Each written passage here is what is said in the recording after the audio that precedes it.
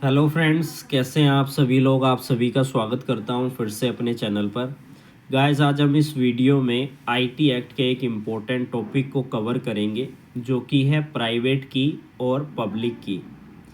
यानी कि अगर कोई भी व्यक्ति डिजिटल सिग्नेचर बनवाना चाहता है तो उसको इन दोनों बातों का पता होना चाहिए कि प्राइवेट की क्या होती है और इसका इस्तेमाल किस तरीके से किया जाता है, पब्लिक की क्या होती है और उसका उपयोग किस तरीके से किया जाता है, या उसके बारे में क्या क्या जानकारी आपको पता होनी चाहिए। अगर आप लॉ के स्टूडेंट हैं तो आपके एग्ज़ाम में ये पूछा जाता है अगर आईटी एक्ट से रिलेटेड आपका एग्ज़ाम होना है। तो आज हम इस वीडियो में इसी को अच्छे से समझेंगे, तो वीडियो को आपको एंड तक ज़रूर देखना है। अगर आपने प्रीवियस में मैंने कुछ वीडियोस अपलोड की है आईटी एक्ट से रिलेटेड, अगर आप उन वीडियोस को भी देखना चाहते हैं तो आप मेरी उन वीडियोस को भी देख सकते हैं। अगर आप चाहते हैं मैं किसी और टॉपिक पर आपको कुछ चीज़ें समझाऊं तो आप कमेंट सेक्शन में कमेंट करके आप हमें बता सकते हैं। तो बात करें प्राइवेट की के बारे में। जैसा कि नाम से ही पता चल रहा है, प्राइवेट की यानी कि किसी एक पर्टिकुलर व्यक्ति के लिए बनाई गई की है, जो कि एक तरीके से सीक्रेट की होती है, यानी जिसे हम गुप्त की भी कहते हैं। आप इस तरीके से अपनी लैंग्वेज में एग्ज़ाम के अंदर बनाकर लिख सकते हैं और जो एग्ज़ामिनर है उसको समझा सकते हैं कि एक्चुअली में प्राइवेट की क्या है। तो सबसे पहली चीज़ क्या है कि ये एक तरीके की सीक्रेट की है और गुप्त की है।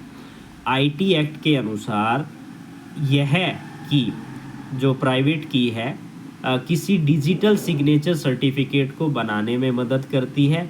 यानी कि डिजिटल सिग्नेचर सर्टिफिकेट जब भी कोई व्यक्ति बनाता है या अप्लाई करता है और उसका डिजिटल सिग्नेचर बनकर आता है तो उसमें प्राइवेट की का इम्पोर्टेंट रोल होता है, जो कि यह प्राइवेट की से ये पता चलता है कि ये पर्टिकुलर डिजिटल सिग्नेचर इस व्यक्ति का है। इससे ये पता चलता है प्राइवेट की से कि ये व्यक्ति उसी व्यक्ति का है, उसी व्यक्ति का ये डिजिटल सिग्नेचर है।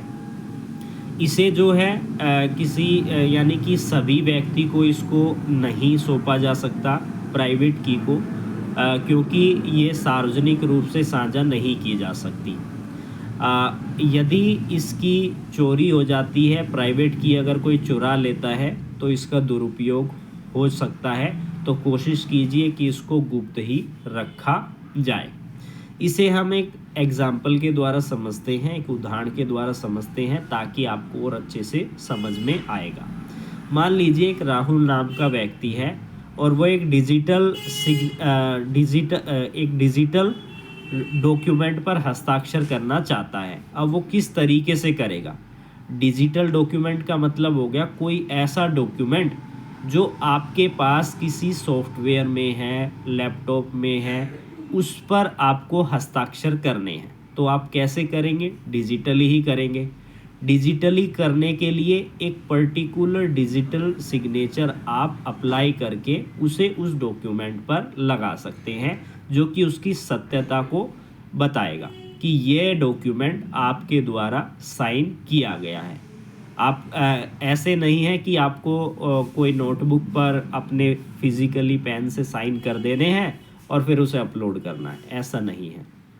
आपके पास कोई डॉक्यूमेंट है, आप डिजिटल सिग्नेचर के लिए अप्लाई कीजिए और उसके बाद उसको उस डॉक्यूमेंट पर अपलोड कर दीजिए और उस पर वो दिख जाएगा।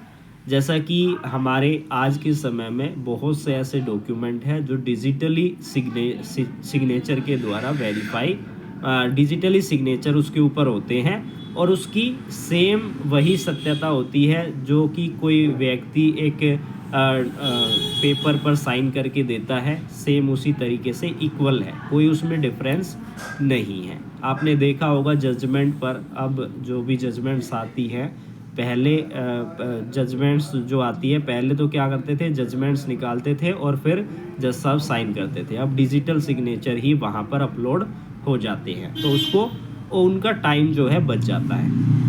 अब हम बात करते हैं दूसरी की, वो है हमारी पब्लिक की। जैसा कि शब्द से ही हमें पता चल रहा है, पब्लिक की यानी कि सार्वजनिक व्यक्तियों के लिए ये कुंजी बनाई गई है, जिसे कि हम साझा कर सकते हैं किसी दूसरे व्यक्ति को भी। अब सार्वजनिक डिजिटल कुंजी होती है जो हमारी पब्लिक की है, जिसे किसी के साथ भी साझा किया जा सकता है।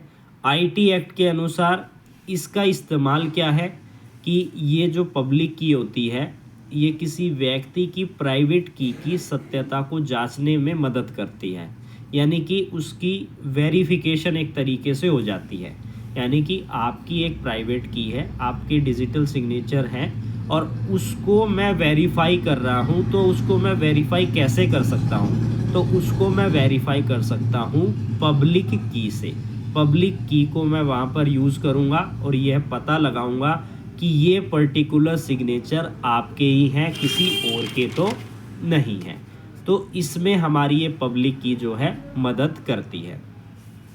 अब ये जो पब्लिक और प्राइवेट की है ये दोनों एक साथ कैसे काम करती है? तो व्यक्ति प्राइवेट की से जो है डिजिटल हस्ताक्षर करता है।